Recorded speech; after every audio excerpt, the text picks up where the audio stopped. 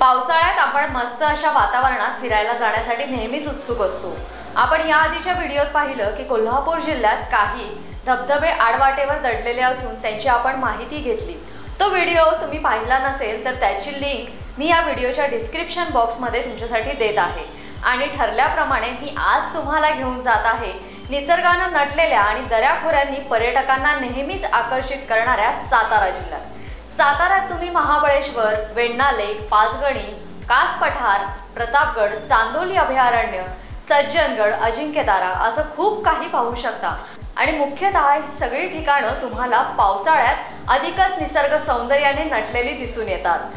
नेहमीच पर्यटकांच्या पसंतीस उतरणारा सातारा जिल्हा, तर याच सातारा जिल्ह्यात अनेक धबधबे पर्यटकांना पावसाळ्यात साथ घालतात।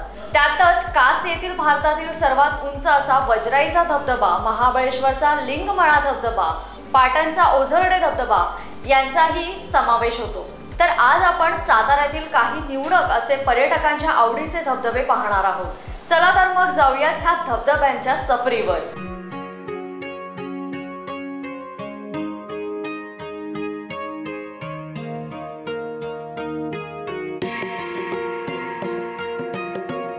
सुरुवातीला आपण जातोय प्रसिद्ध अशा ठोसेघर धबधब्यावर। सातारा शहरातून साधारणपणे 20 किलोमीटरवर हा धबधबा आहे। या ठिकाणी जाण्यासाठी साताऱ्यातून सज्जनगडाकडे जाताना संत रामदास स्वामींच्या समाधी स्थळापासून इथे जाता येतं। फक्त सातारकरच नाही तर इतर परजिल्ह्यातून, राज्यातून ह्या ठिकाणी धबधब्याला पाहण्यासाठी पर्यटक मोठ्या संख्येने येत असतात। प्रथम मोठ्या धबधब्याकडे उतरण्यासाठी मार्ग आहे, तिथेच हा धबधबा पाहण्यासाठी खाली दरीत एक भव्य आणि मजबूत असा निरीक्षण मनोरा बांधलेला आहे। इथून तुम्ही या धबधब्याचा मनमुराद असा आनंद लुटू शकता।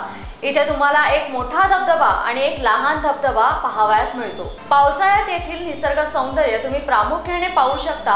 आता याविषयीची अधिक माहिती आपण घेऊया। सातारा जिल्ह्यातील आणि सातारा जिल्ह्याबाहेर काही पर्यटक आहेत, आपण त्यांच्याशी बोलणार आहोत की नेमकं ते या ठिकाणी का आलेले आहेत, त्यांना कुठून माहिती मिळाली आहे, अशा प्रकारचे आपण त्याच्यातून जाणून घेणार आहोत। नमस्कार सर।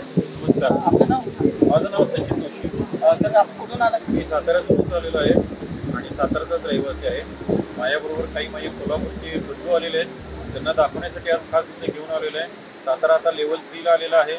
बरीचशी पर्यटन स्थळं मुक्त करण्यात आलेली आहेत आणि त्याचा आनंद घेण्यासाठी म्हणून बऱ्याच दिवसानंतर आज पहिल्यांदाच बाहेर पडलो। आज ठोसेघरचा धबधबा, चालकेवाडीचे हे आपले जे विंडमिल्स आहेत, ते कासचा ऐकीव धबधबा, असे अनंत प्रेक्षणीय स्थळ आपल्या साताराच्या आसपास आहेत की जी बऱ्याचशा सातारा जिल्ह्याच्या बाहेरच्या लोकांना माहीत नाही, तर त्यांना मुद्दाम मी खास हे दाखवण्यासाठी आलेलो आहे। इतका चांगला धबधबा, येताना निसर्गरम्य वातावरण, ढग आणि खूप आनंद लुटत आहे।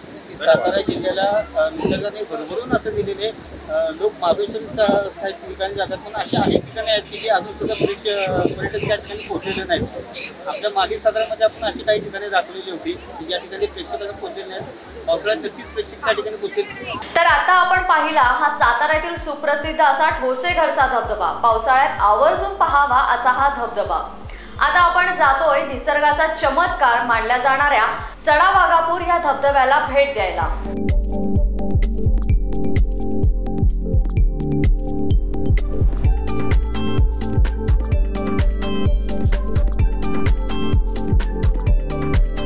पाटण शहरापासून अवघ्या 12 किलोमीटरवर आणि सातारा शहरापासून 45 किलोमीटर अंतरावर सडावाघापूर गावच्या डोंगर पठारावर हा धबधबा आहे। तारळे, सडावाघापूर, पाटण ह्या मार्गाने तुम्ही ह्या धबधब्याकडे जाऊ शकता।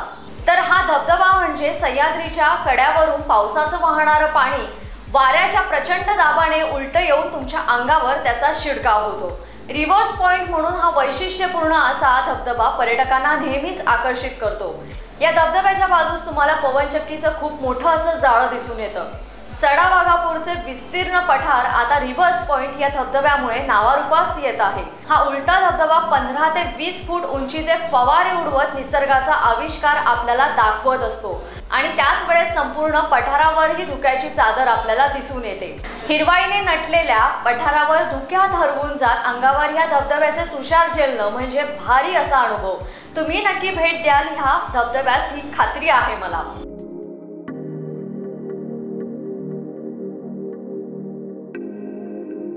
आणि आता आपण जाणार आहोत भारतातील सर्वात उंच धबधबा पाहायला।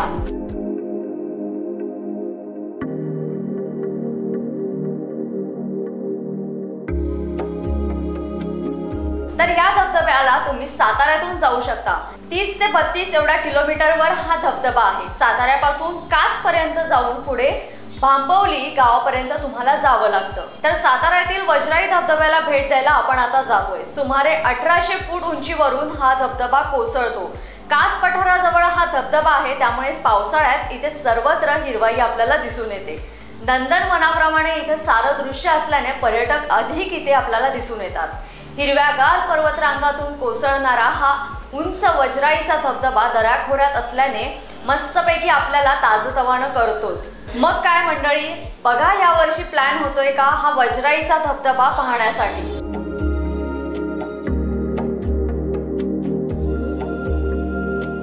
आता जाऊयात गर्द झाडीत आणि धुक्याच्या धुलईतून ज्या धबधब्याला जावं लागतं तो म्हणजे एकयू धबधबा। हा धबधबा साताऱ्यातून फक्त 22 किलोमीटरवर आहे। तर तुम्ही साताऱ्यावरून कासला जाताना 18 किलोमीटर अंतरावर एकयू फाटा आहे, तेथून पुढे फक्त 5 किलोमीटरवर हा धबधबा आहे। 2 टप्प्यात कोसळणारा एकयू धबधबा अक्षरशः नयनरम्य असाच आहे, त्यामुळे इथेही पर्यटक अधिकाधिक पसंती देऊन या धबधब्याचा आनंद लुटण्यासाठी येतात।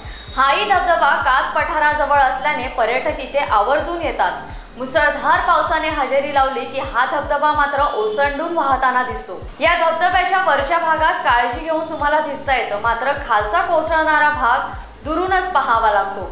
असा हा एकयू धबधबा तुम्ही एकदा तरी नक्कीच बघावा असा आहे। डोंगर दऱ्यात घाट माथ्यावर फेसाळते धबधबे आपल्याला आता दिसू लागले आहेत। मात्र आज आपण साताऱ्यातील काही महत्त्वाचे आणि पर्यटकांच्या आवडीचे असे काही मोजके धबधबे पाहिले। या ठिकाणी भेट देताना तुम्ही योग्य ती काळजी नक्कीच घ्याल।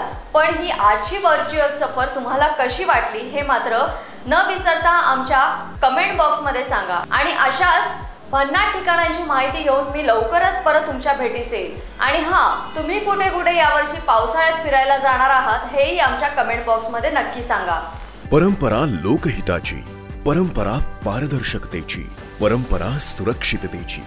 गेल्या 25 वर्षांपासून विश्वास जपणारी, विविध सेवांद्वारे ग्राहक हित जोपासणारी परंपरा लोकमान्यची, जी ठरते सहकार क्षेत्राचा मानबिंदू आणि आपल्यासाठी आपले विश्वासू लोकमान्य।